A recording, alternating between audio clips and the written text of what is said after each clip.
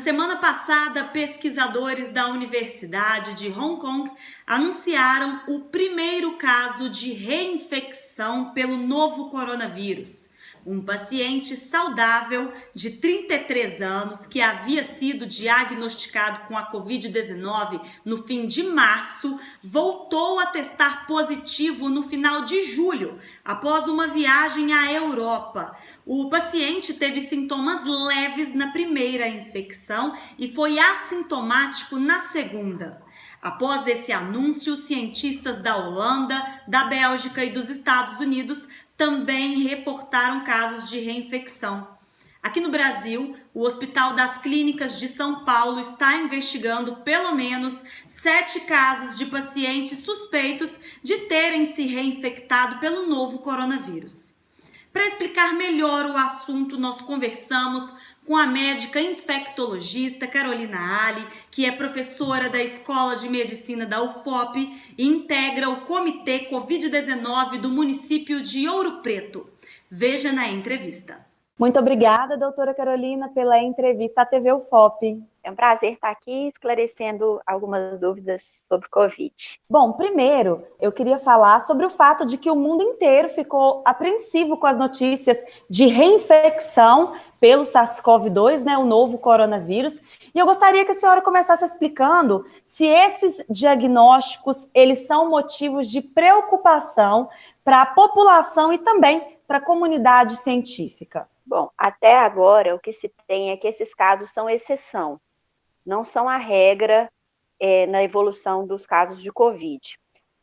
Então, observou-se realmente, isso já havia boatos de casos chineses há meses atrás, mas que em seguida foram investigados e foi descartada a possibilidade de reinfecção para essas pessoas.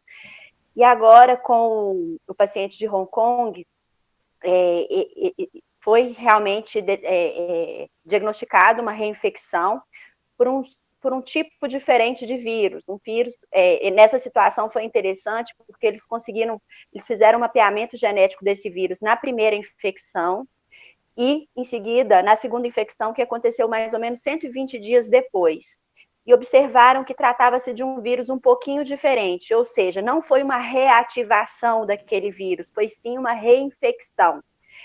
Mas os pesquisadores estão tratando isso como uma exceção, então não é motivo de alarde. E isso acontece, já é sabido que acontece com outros vírus.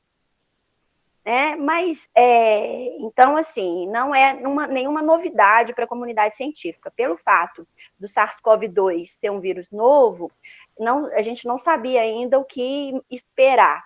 Mas então ficou confirmado esse primeiro caso. Sim, e aí, retomando o que a senhora acabou de falar, foi constatado também que foram cepas diferentes do coronavírus, ou seja, o coronavírus ele vem sofrendo mutações. Por que isso acontece? E nos casos de reinfecção, isso é uma regra? Quando há a reinfecção, a cepa é necessariamente diferente? Sim. Geralmente, a segunda infecção acontece por uma cepa um pouquinho diferente da primeira.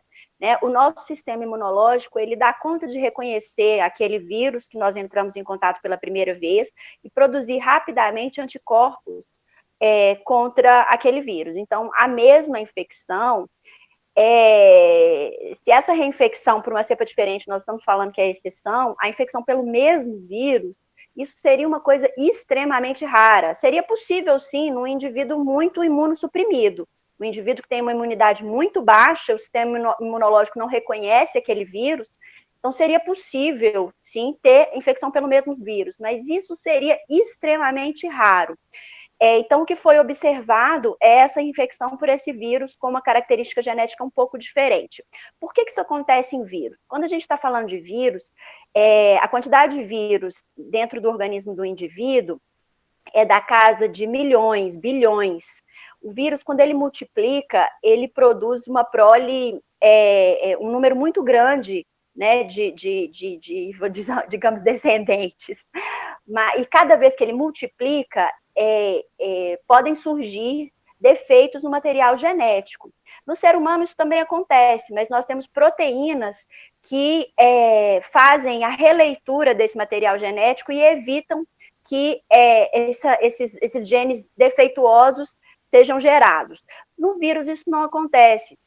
Então, não acontece com a mesma eficácia. Então, são produzidos descendentes diferentes e eles perpetuam. Em geral, as mutações, elas tendem a enfraquecer o vírus. Então, isso é uma informação interessante. Não necessariamente um vírus diferente, uma cepa diferente, quer dizer que ela é mais agressiva. Em geral, isso não acontece, muito pelo contrário, são cepas que são mais defeituosas e que são menos agressivas. Tá? Então, a gente ainda não tem essa confirmação, mas é uma informação interessante. Então, a questão toda é essa. Toda vez que a gente está falando de vírus, nós estamos falando de multiplicação, tanto que a gente usa logaritmo para identificar o número de vírus que existem, que estão infectando um certo indivíduo. Tá? Então, isso é esperado que aconteça essas mutações, e quando esse vírus acumula muitas mutações no seu material genético, ele pode gerar um vírus completamente novo.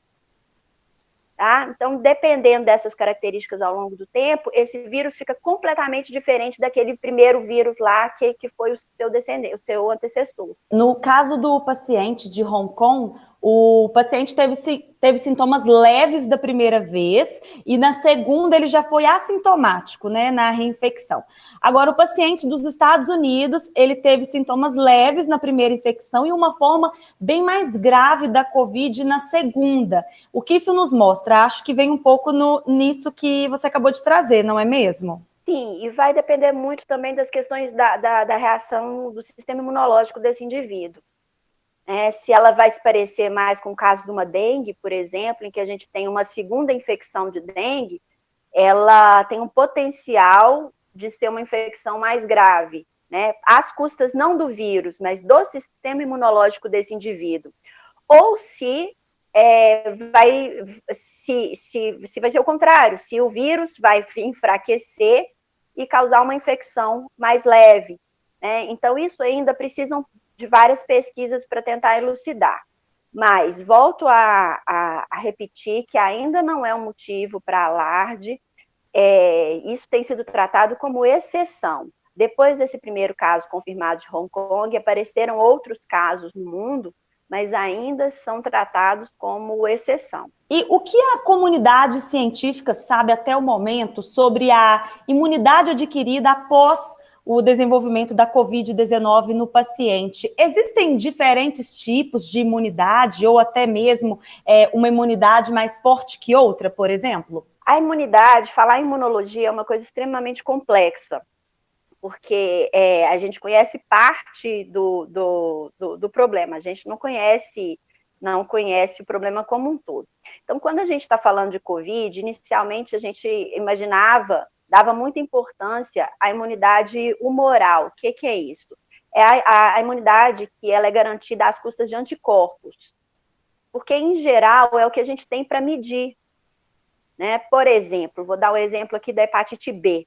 Na hepatite B, o indivíduo que já entrou em contato com o vírus, ele produz um anticorpo específico que se chama anti-HBs.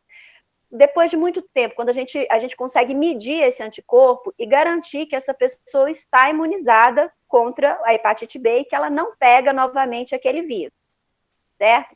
Criou-se muita expectativa em relação a isso com o Covid.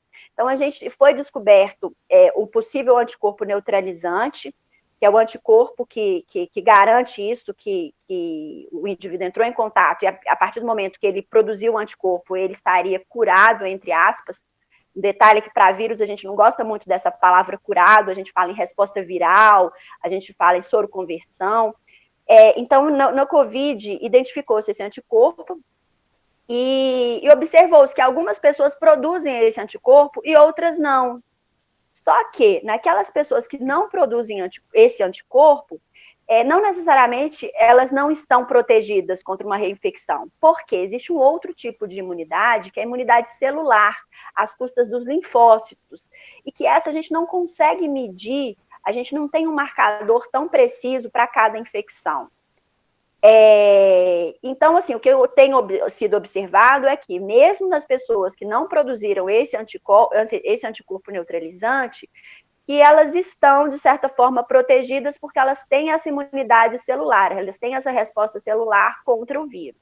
Tá? Então, a gente não tem, conclusão é que a gente não tem um marcador da imunidade, um marcador excelente da imunidade, certo? A gente imagina que aquele indivíduo, que é um indivíduo imunocompetente, né, ou seja, que tem uma imunidade adequada, que ele entrou em contato com o vírus e que aquela mesma cepa ele não vai contrair novamente, certo? Porque ele tem essa imunidade, tanto humoral às custas de anticorpos, quanto a imunidade celular contra aquele vírus específico. Isso vem de encontro à minha próxima pergunta, que é justamente sobre a questão, né, da reinfecção, que pode acontecer, apesar de ser uma exceção, mas aí eu queria perguntar se esses novos casos documentados, se eles derrubam a teoria de que exista um passaporte da imunidade, como alguns têm falado, ou que seja possível, por exemplo, alcançar uma imunidade de rebanho. Essas teorias, elas são derrubadas com esses novos casos de reinfecção? Não, de forma alguma. Como eu disse antes, esse comportamento para vírus, ele é esperado, certo? Essa reinfecção, ela, de certa forma, ela é esperada. Por exemplo, é o que acontece com o caso da influenza. A influenza, a gente tem uma cepa circulando num ano, você pode contrair a mesma cepa 1, 2 anos depois. Então, esse comportamento para vírus é esperado. Não foi divulgado inicialmente para não criar alarde entre as pessoas, né? Então, enquanto não se tinha uma comprovação dessa reinfecção, isso não foi divulgado, mas volto a falar, isso não é nenhuma novidade para infecções por vírus. E não coloca e não derruba a questão da imunidade de rebanho, porque a imunidade de rebanho, ela, uma vez conseguida, ela diminui a circulação de todas as cepas. Claro que, eventualmente, podem aparecer surtos, né, de cepas diferentes, mas isso não derruba essa teoria, porque isso acontece para outros vírus também.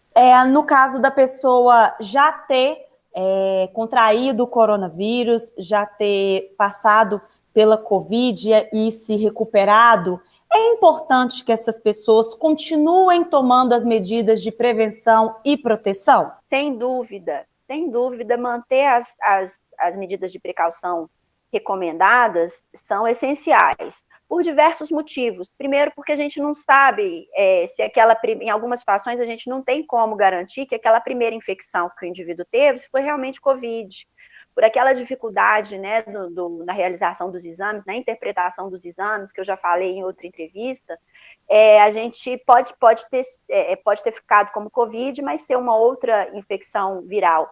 Porque a gente tem observado que, à medida que tem progredido na flexibilização do comércio e das atividades, as pessoas estão adquirindo outros quadros virais que confundem com Covid, certo? E por essa questão da reinfecção, por uma questão, inclusive, de exemplo, né? Se eu circulo sem máscara na rua, a primeira coisa que as pessoas vão entender é que eu não estou tomando as medidas corretas. Elas não vão entender que eu posso ter tido vírus e já não estou mais infectando, né? Então, tem essa questão dessa padronização mesmo de conduta.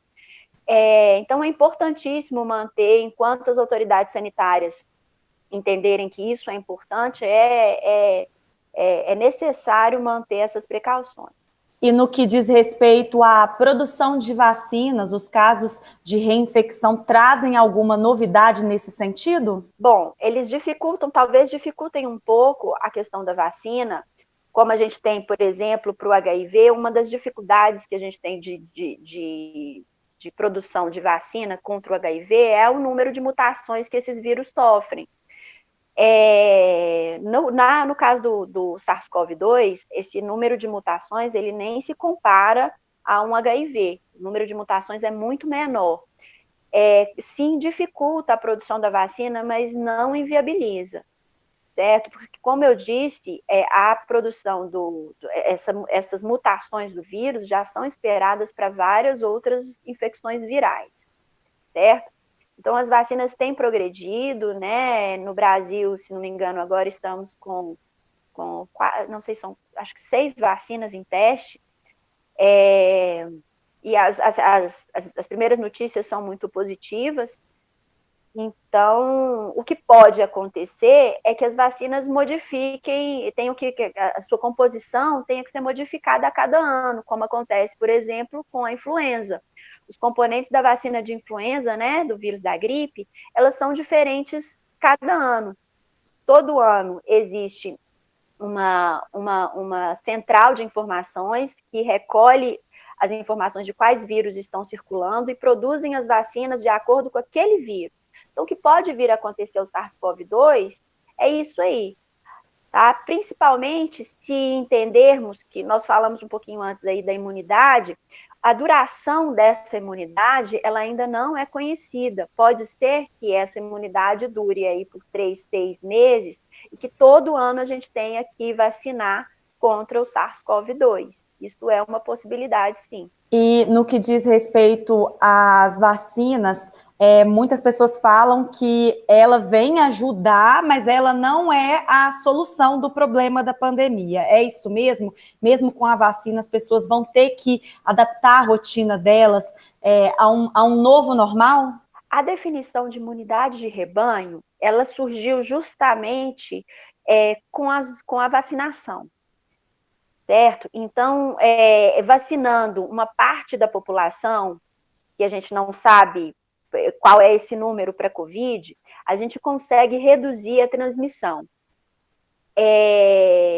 Então, assim, vai depender da eficácia dessa vacina, da disponibilidade, da questão dessas mutações, até entender que o mundo todo vai estar vacinado e que a gente conseguiu efetivamente essa imunidade de rebanho, eu acredito sim que essas medidas de distanciamento social, do uso de máscara, de álcool gel, elas vêm para ficar. Até porque existem questões de higiene que foram levantadas com a pandemia, mas que já deveriam ser aplicadas, né? A higienização das mãos é uma questão que nós tivemos as primeiras orientações na pandemia de 2009, da influenza, foi quando popularizou o uso do álcool gel, e agora vem esse reforço. Claro que com o tempo as pessoas acabam deixando aquelas medidas, né, esquecendo um pouquinho essas medidas de higiene, mas eu entendo essa pandemia como um reforço dessas orientações de saúde e prevenção que a gente já está cansado de saber. Né?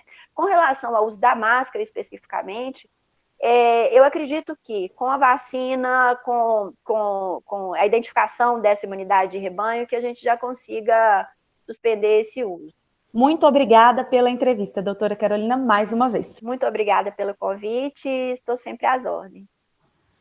E a TV UFOP e a Rádio FOP continuam acompanhando a situação do novo coronavírus aqui na região. A gente pode voltar a qualquer momento com mais informações.